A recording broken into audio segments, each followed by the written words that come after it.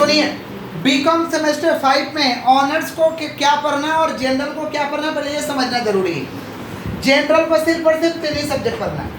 पहला क्या भाई, ऑडिटिंग एंड एश्योरेंस, जो कि पूरा थ्योरेटिकल है, नॉन एमसीक्यू पेपर है। दूसरा टैक्सेशन 2, टैक्सेशन 2 जो है ये आपका कुछ प्रैक्टिकल है, कुछ थ्योरी। तीसरा हम लोग का कॉर्पोरेट अकाउंटिंग है, जिसमें 5 मार्क्स का थ्योरी आता है, 95 मार्क्स का क्या आता है, प्रैक्टिकल, मतलब 75 का प्रैक्टिकल आएगा। हम 100 के रेंज में बात किए हैं। किसका बात करें, कॉर्पोरेट अकाउंटिंग। किसका बोलिए, तो ये आप ऑनर्स के बच्चे हो या जनरल के बच्चे हो, 3 सब्जेक्ट आपका है।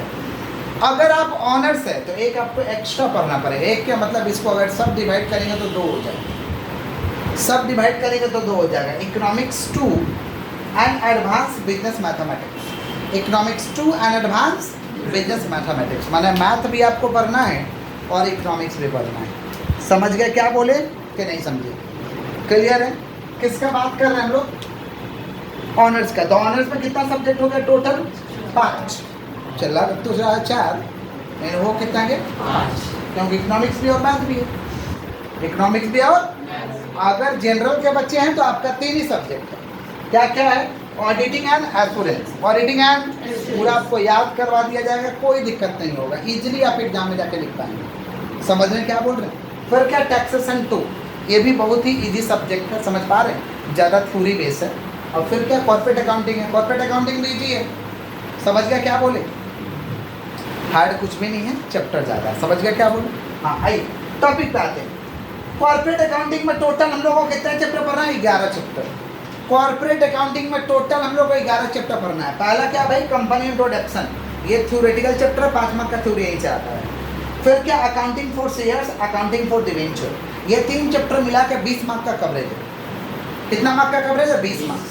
अच्छा, इसके अंदर में थोड़ा जाएंगे ना, accounting for share, accounting for debenture में, तो थोड़ा छोटा छोटा चैप्टर निकलेगा बेबी सा।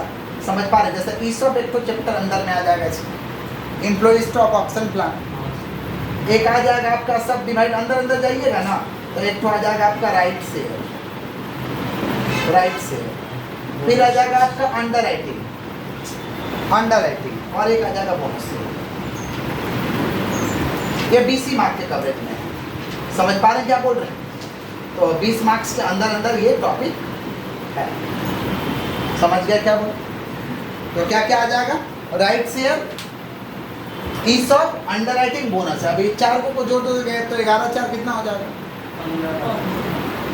तो चैप्टर ही। समझ गया क्या बोले। टॉपिक पे बाईबैक ऑफ शेयर और रिडम्पशन ऑफ प्रेफरेंस शेयर, ये ऑप्शन में रहेगा 10 मार्क का। कोई आप या तो बाईबैक का सम करिए या तो रिडम्पशन ऑफ प्रेफरेंस शेयर का सम करिए। नेक्स्ट है कंपनी फाइनल अकाउंट, यहाँ से 15 मार्क्स श्योर शॉर्ट है। उसके बाद क्या, रिडम्पशन ऑफ डिवेंचर, यहाँ से 10 मार्क है, कोई ऑप्शन नहीं है। वैल्यूएशन ऑफ गुडविल करिए या तो शेयर करिए, यहाँ पे ऑप्शन है। 2 क्वेश्चन रहेगा, एक आपको करना, 10 मार्क। अमलगमेशन एंड एब्जॉर्प्शन या इंटरनल रिकंस्ट्रक्शन, दोनों में कोई एक करिए, दोनों का क्वेश्चन रहेगा। यहाँ पे आपका 15 मार्क का आएगा। कितना मार्क का आएगा, 15। मतलब टोटल हम लोग को 15 चैप्टर पढ़नी है। देखने में 11 है, लेकिन ये 20 मार्क्स वाले में तो हेवी है ना। समझिए क्या बोल, क्या क्या भाई, ESOP, right share, underwriting और कौन सा, बोनस शेयर। कौन सा शेयर, राइट शेयर एक क्लास में खत्म होगा, बोनस शेयर एक क्लास, ईसॉप एक क्लास, टेंशन का कोई बात नहीं। अंडर राइटिंग 2 क्लास, सब हिसाब किया हुआ, कोई टेंशन का बात नहीं। समझे क्या बोले। हाँ क्लियर है क्या, क्लियर। आगे बढ़े हम लोग। पहला चैप्टर हम लोग कर रहे हैं कंपनी इंट्रोडक्शन। पहला चैप्टर क्या कर रहे हैं, कंपनी इंट्रोडक्शन। कंपनी इंट्रोडक्शन में सबसे पहले पढ़ाना कंपनी का डेफिनेशन।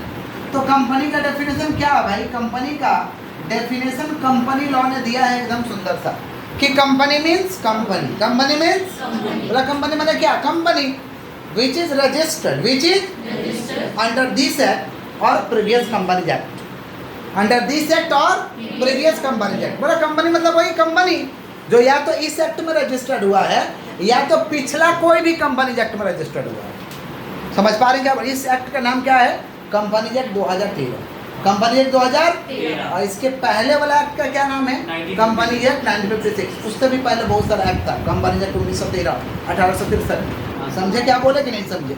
किसका बात करते, तो पिछला कोई भी, समझ पा रहे हैं क्या बोल रहे हैं, पिछला कोई भी कंपनी एक्ट में रजिस्टर्ड रहे, या तो इस एक्ट में रजिस्टर्ड रहे या तो पिछला कोई भी कंपनी एक्ट में रजिस्टर्ड रहे, उसको क्या कहेंगे? कंपनी। क्या कहेंगे? तो कंपनी का डेफिनेशन एकदम साफ सफाई सा है। Company means company, company means which is registered under this act और प्रीवियस कंपनी एक्ट। क्लियर हो गया? साधारण भाषा में अगर डेफिनेशन का बात करिएगा तो company is an artificial person. Company is an कौन सा पर्सन? Artificial person. कंपनी एक बनावटी व्यक्ति है, समझ पा रहे? हम लोग जैसा इंसान नहीं है, कंपनी को बनाया गया है। तो company is an artificial person created by law. जिसको किसने बनाया भाई? लॉ ने। किसने बनाया? तो कंपनी इज एन कौन सा person? Artificial person created by law having perpetual succession, common seal, separate legal entity. Perpetual succession का मतलब कंपनी मरने वाला नहीं है, मेंबर आएंगे और मेंबर वो चेंज होते रहेगा, बट कंपनी जीवित रहेगा। जैसे बम्बे टाइम, समझे? 1863 वाला कंपनी एक्ट में रजिस्टर्ड है, समझ रहे? अभी तक चल रहा है। समझ रहे क्या बोलते हैं? कंपनी मरने वाला नहीं है, मेंबर आएंगे और मेंबर, समझ पा रहे हैं क्या बोल रहे हैं? तो इसको कहते हैं परपेचुअल सक्सेशन। क्या कहते हैं? Common seal. कॉमन सील का मतलब स्टाम्प, थप्पा, समझ पा रहे? इसको कॉमन सील कहते हैं। और सेपरेट लीगल एंटिटी माने मालिक अलग है और कंपनी अलग है। कंपनी अपने नाम पे संपत्ति खरीद सकता है, किसी और के साथ कॉन्ट्रैक्ट कर सकता है, समझ पा रहे हैं? अपने नाम पे बैंक अकाउंट खोल सकता है। समझ गया क्या बोले? कोई गड़बड़ करेगा तो उस पर केस करेगा, कंपनी गड़बड़ करेगा तो लोग कंपनी के ऊपर केस करेंगे, मालिक के ऊपर नहीं। समझ गया? इसको कहते हैं सेपरेट लीगल एंटिटी। क्या कहते हैं? तो कंपनी का साधारण भाषा में डेफिनेशन क्या है? Company is an artificial person. Company is an created by law. Created by शुरू से बोले, क्या बोले? Artificial person created by law. शुरू से बोलो। Company is an artificial person created by having perpetual succession, common seal, separate legal entity. Having perpetual succession, common seal, separate legal entity. Clear है क्या? और लॉ ने क्या डेफिनेशन दिया? Company means company which is registered under this act और previous company. Clear है क्या? पक्का। नेक्स्ट टॉपिक हम लोग का है स्टैट्यूटरी बुक्स। नेक्स्ट टॉपिक क्या भाई? Statutory books. कंपनी एक्ट ने कुछ बुक्स को एकदम मैंडेटरी कर दिया कि रजिस्टर्ड ऑफिस में कुछ बुक्स होना ही चाहिए। बुक्स मतलब खाता, फाइल। बुक्स माने खाता, फाइल, कुछ होना ही चाहिए। जैसे आप किसी भी कंपनी के ऑफिस में जाइएगा, देखिएगा खाता खतियान, फाइल्स वगैरह रखा जाता है। नॉर्मल उठा लो, अपने कॉलेज की जाना ना, जहाँ पे आप लोग का एडमिशन होता है, वहाँ पे देखिएगा कितना हिसाब किताब का सब डॉक्यूमेंट रखा रहता है। स्कूल में पढ़े, स्कूल में भी वही जैसा रहता है ना। तो कंपनी इतना बड़ा चल रहा है तो उसके लिए भी तो कुछ डॉक्यूमेंट रखना होगा।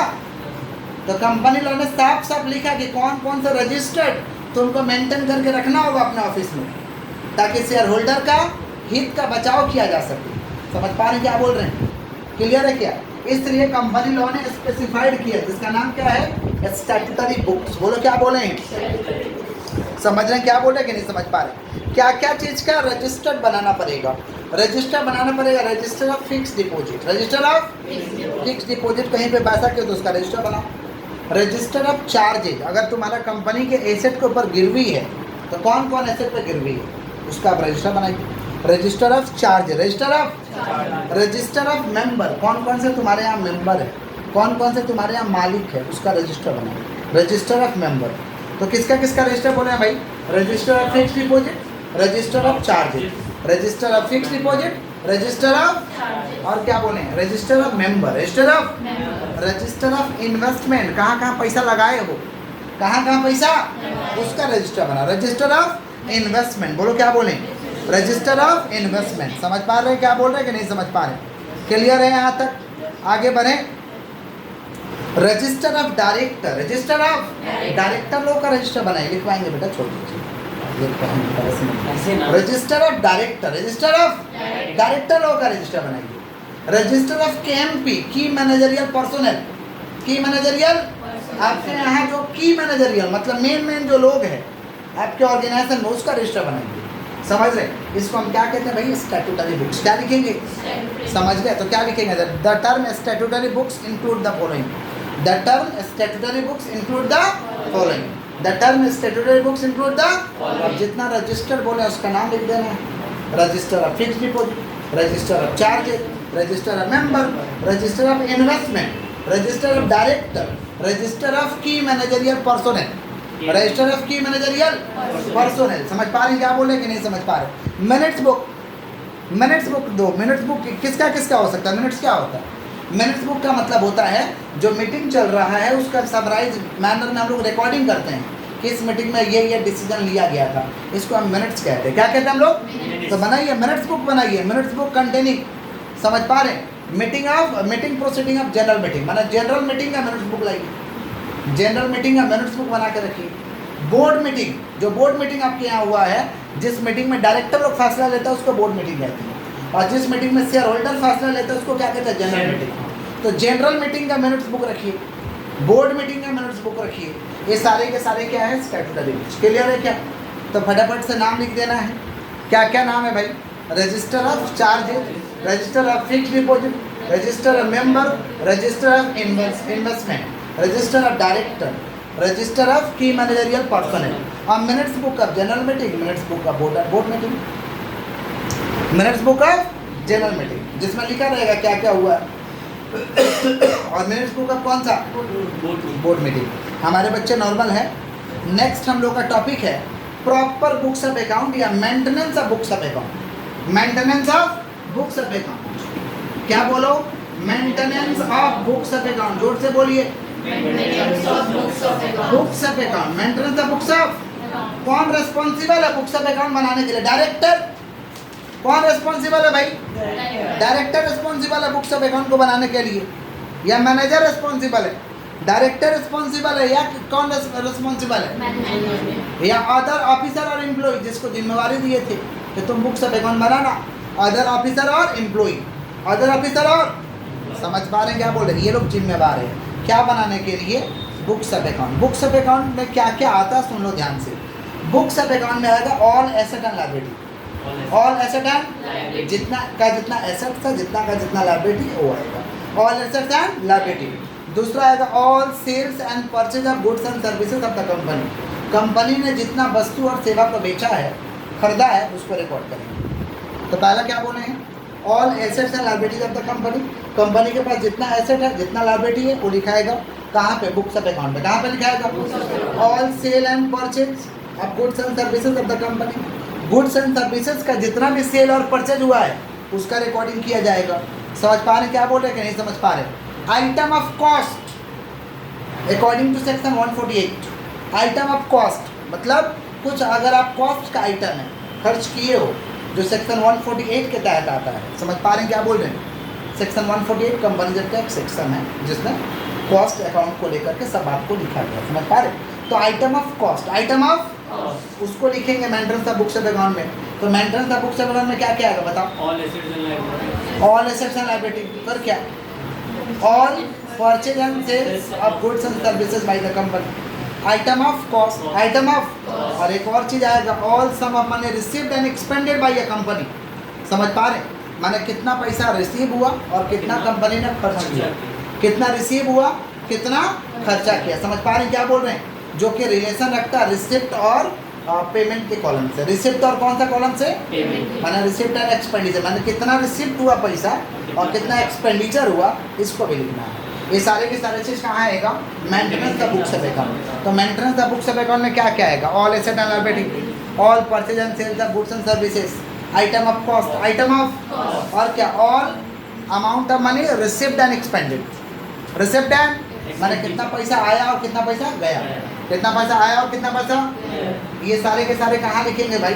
Maintenance of books of account, maintenance of books of. और इस चैप्टर का लास्ट टॉपिक है एनुअल रिटर्न। इस टॉपिक का चैप्टर का क्या टॉपिक है भाई? Last annual return. Annual return क्या है? Annual return is yearly statement, yearly financial statement. Yearly financial, साल में जो फाइनेंशियल स्टेटमेंट को हम देते हैं कि हमारा ये पोजीशन था, ये परफॉर्मेंस था। समझ पा रहे हैं? ये हम गतिविधि को किए हैं, तो उसको क्या कहते हैं? Annual return. क्या कहते हैं? तो annual return is a yearly financial statement, yearly financial. और क्या लिखवाएं? Required to be filed by every company. प्रत्येक कंपनी को देना पड़ेगा, प्रत्येक कंपनी को देना पड़ेगा। उसमें हाईलाइट करेंगे information about company financial position, company का फाइनेंशियल पोजीशन क्या है उसमें हाईलाइट करेंगे। समझ पा रहे हैं? इसको हम क्या कहते हैं, एनुअल रिटर्न। क्या कहते हैं, एनुअल रिटर्न एक स्टेटमेंट है जो प्रत्येक कंपनी को देना पड़ेगा कि साल में तुम्हारा पोजीशन क्या था, परफॉर्मेंस क्या था, तुमने कौन कौन से गतिविधि को परफॉर्म किया है। तो ये सारे के सारे चीज़ कहाँ देंगे भाई, एनुअल रिटर्न में। कहाँ देंगे हम लोग, एनुअल रिटर्न। कोई तकलीफ है तो फटाफट जितना लोग लेक्चर किए हैं लिखते हैं, जो लोग वीडियो से कर रहे हैं डिस्क्रिप्शन में लिंक रहेगा, वहाँ से डाउनलोड कर लीजिए, लिखिए फटाफट।